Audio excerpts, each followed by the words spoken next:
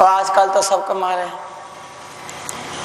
तो कलिकाल चरम पे है, कलिकाल चरम पे है और भैया इसके लिए कुछ कह नहीं सकते, इसलिए भजन कर लो। जो सज्जन हो, जो अच्छे हो, तुम्हारा मन भगवान में थोड़ा बहुत लग रहा है, तुम्हें बातें समझ में आ रही है तो भजन कर लो, क्योंकि कलिकाल अपने चरम पे है।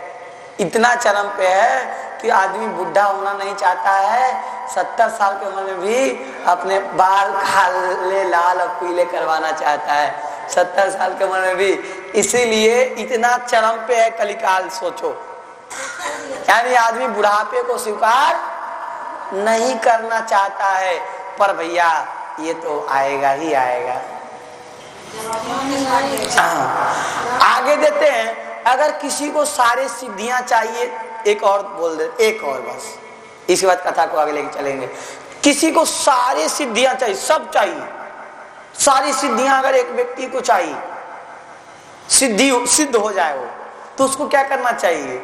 जब हेतु सुनो सदा दाता सिद्धि भी दे आकी, और जब हेतु सुनो सदा दाता सिद्धि भी दे आही को, सुमति सुगति सुख संपत्ति निवास है, सुमति सुगति सुख संपत्ति निवास है, छीनु में सभी तो होत कली की कुचाल लखी, ध्वजा सो विशेष जानो अभय को विश्वास है।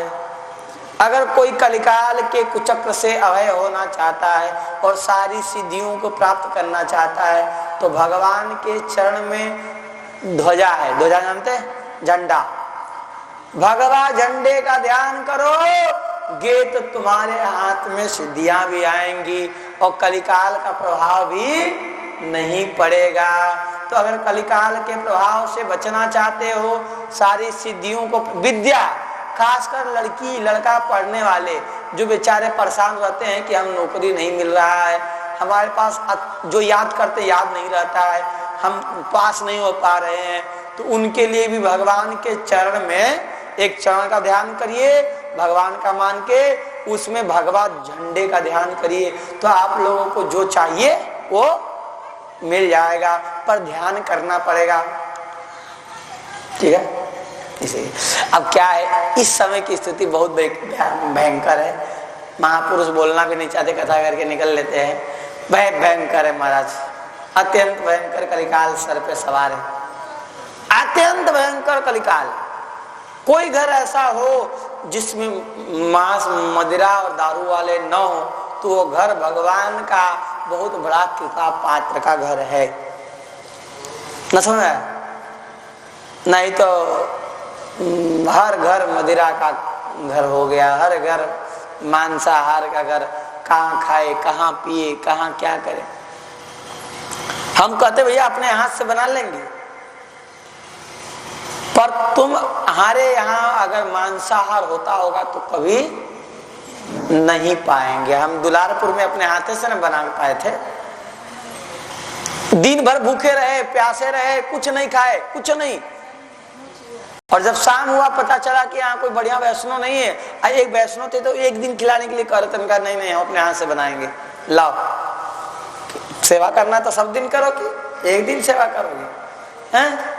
तो अपने हाथ से हम लोग बनाए वहां पे, क्योंकि हमारा धर्म है अन्न शुद्धि सत शुद्धौ ध्रुवाय स्मृति। बोलो वृंदावन बिहारी लाल की।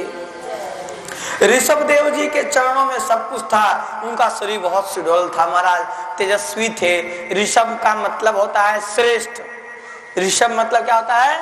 श्रेष्ठ। ऋषभ जिसका नाम हो उसके नाम का अर्थ है श्रेष्ठ। श्रेष्ठ नाभि नंदन ऋषभ ने पूरे धरती पे अपना ही राज्य शासन स्थापित कर दिया।